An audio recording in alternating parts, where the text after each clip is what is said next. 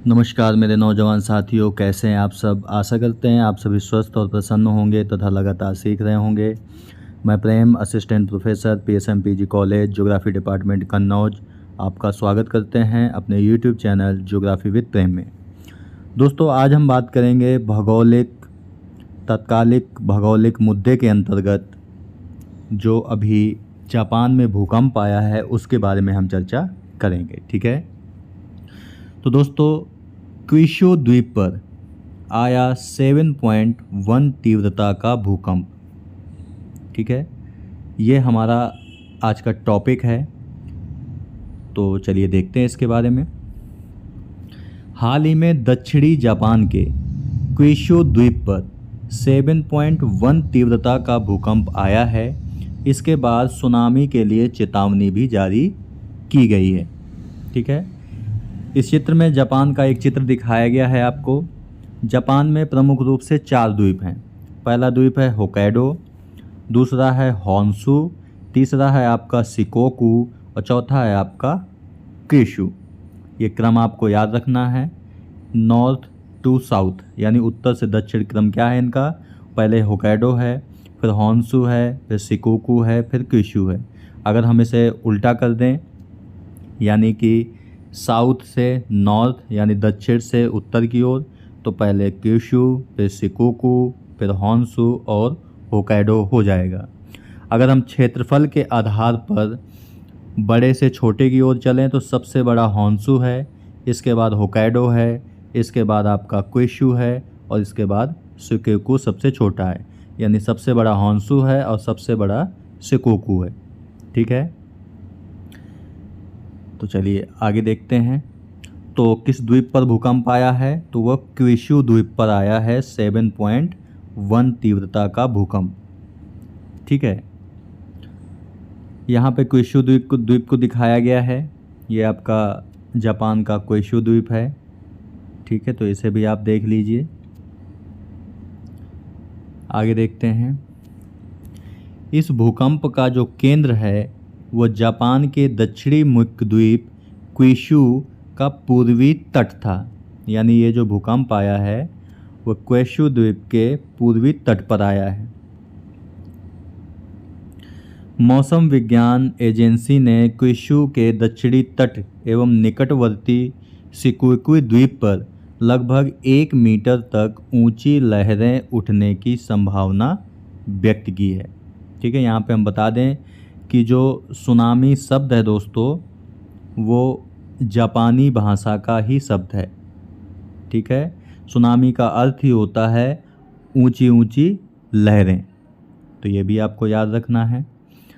हालांकि कागोशिमा प्रांत में सेंडाई परमाणु संयंत्र, तो ये भी आपको याद रखना है। सेंडाई परमाणु संयंत्र कहाँ है, तो जापान में है।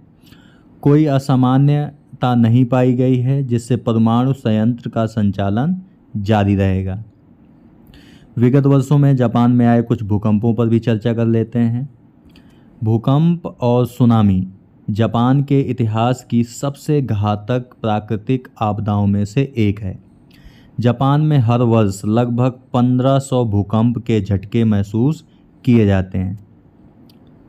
वर्ष 1896 में इवातो प्रांत के तट पर आए बड़े भूकंप और सुनामी से लगभग 28,500 लोगों की मृत्यु हो गई थी।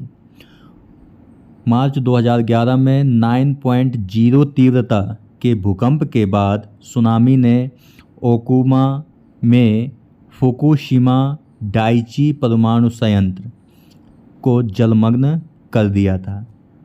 ठीक है, यहाँ पे हम दोस्तों बता दें कि जो भूकंप होता है, भूकंप की तीव्रता को रिक्टर पैमाने पर नापा जाता है। किस पर? रिक्टर पैमाने पर मापा जाता है। ठीक है, और भूकंप से जो नुकसान होता है, जैसे यहाँ पे 28,000 लोगों की मौत हुई, इसका मापन मर्केली स्केल पर किया जाता है। किस स्केल पर? मर्केली स्केल पर किया जाता है। ठीक है, यहाँ पे मान लीजिए ये आपका धरातल है और यहाँ पर एक भूकंप आया है, तो जहाँ से तरंगें भूकंप की उठती हैं उसे हम फोकस कहते हैं, ठीक है। यानी भूकंप उद्गम केंद्र, और इस उद्गम केंद्र के ठीक ऊपर समकोण पर जहाँ पर सबसे पहले अनुभव किया जाता है भूकंप, उसे हम कहते हैं इपीसेंटर। क्या कहते हैं? इपीसेंटर। यानी कि इसे हम अधिकेंद्र कहते हैं और इसे उद्गम केंद्र कहते हैं। तो ये भी आपको याद रखना है। अब जापान में भूकंप आने का प्रमुख कारण क्या है, ये भी हम देख लेते हैं। तो जो जापान है दोस्तों, वह एक द्वीपीय राष्ट्र है, यानी अलग अलग द्वीप हैं उस पर। पैसिफिक रिंग ऑफ फायर पर स्थित है, जो दुनिया का सबसे सक्रिय भूकंप टेक्टोनिक बेल्ट है। टेक्टोनिक प्लेट यानी कि विवर्तनिकी सिद्धांत आपने पढ़ा होगा, उसके अनुसार आपको पता होगा कि प्लेटें बेसिकली 3 प्रकार की होती हैं। एक होती है रूपांतरित प्लेट, एक विनाशी प्लेट और एक होती है संरक्षी प्लेट, ठीक है। तो इस रिंग ऑफ फायर के भीतर प्रशांत प्लेट, यूरेशियन प्लेट और इंडो ऑस्ट्रेलियन प्लेट सहित कई टेक्टोनिक प्लेटें हैं, जिससे भूकंप, ज्वालामुखी विस्फोट और सुनामी आते रहते हैं।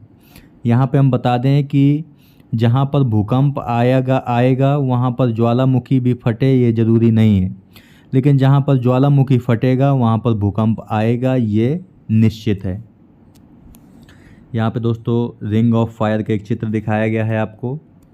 ये पैसिफिक ओशन है, यानी प्रशांत महासागर है, और प्रशांत महासागर के किनारे किनारे वाला एरिया आपको ये क्षेत्र दिखाया गया है, जो जहाँ पर भूकंप और ज्वालामुखी घटनाएं लगातार घटित होती रहती हैं, इसीलिए इसे रिंग ऑफ फायर के नाम से जाना जाता है। क्योंकि जापान भी इसी के अंतर्गत आता है, इसीलिए यहाँ पर लगभग 1500 भूकंप प्रति वर्ष आते हैं। इसके बाद देख लेते हैं जापान के बारे में भी कुछ बात कर लेते हैं कि जापान जो है वह पूर्वी एशिया में स्थित एक द्वीपीय देश है, जिसकी जो राजधानी है वो टोक्यो है। क्या नाम है? टोक्यो इसकी राजधानी है। जापान प्रशांत महासागर, ओखोटस्क सागर, जापान सागर और पूर्वी चीन सागर से घिरा हुआ है।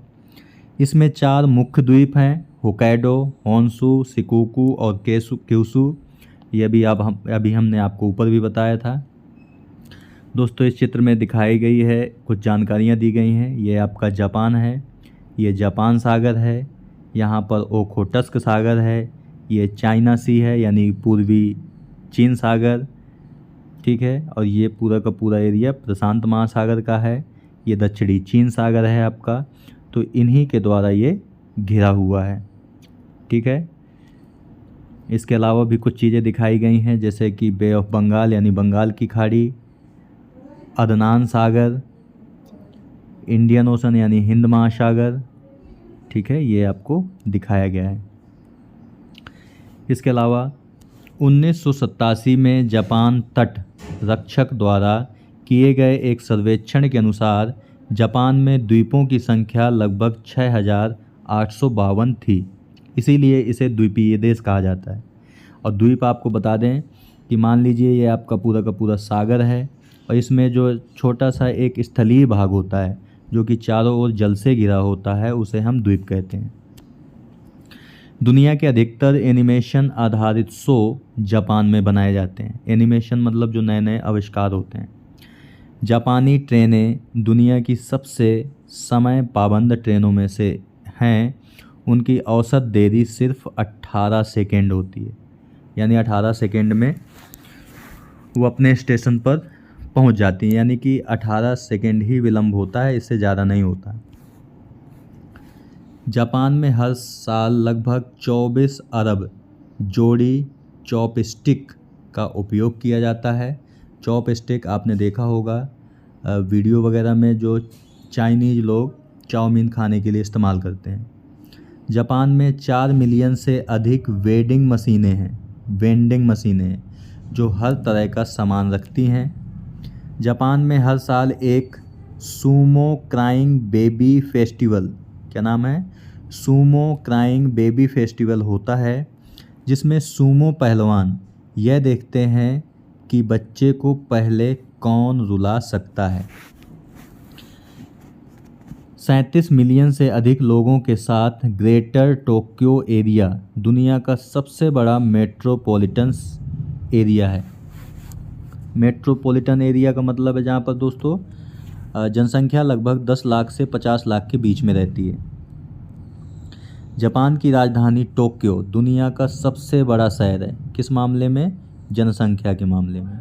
यानी जनसंख्या के मामले में सबसे बड़ा शहर कौन सा है? टोक्यो, जो कि जापान की राजधानी है। जापान में लगभग 110 सक्रिय ज्वालामुखी हैं। जापानी ध्वज सूर्य का प्रतीक है।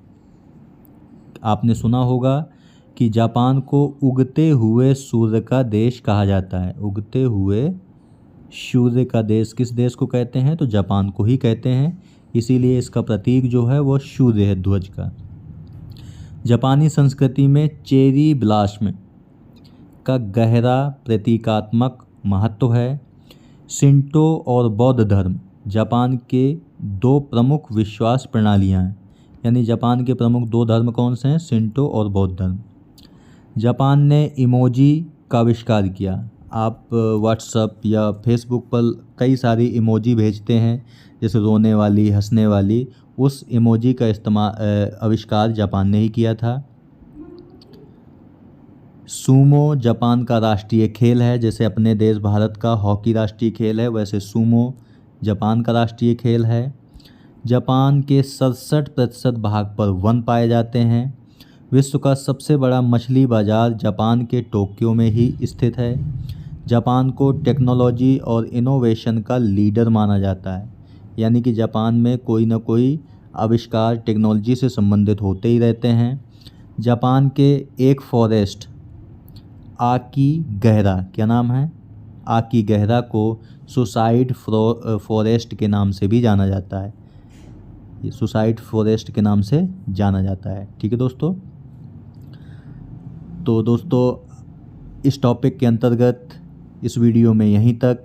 PDF आपको वीडियो के डिस्क्रिप्शन बॉक्स में मिल जाएगा और पहले कमेंट में भी इसका लिंक मिल जाएगा, जहां से डाउनलोड करके आराम से आप पढ़ सकते हैं।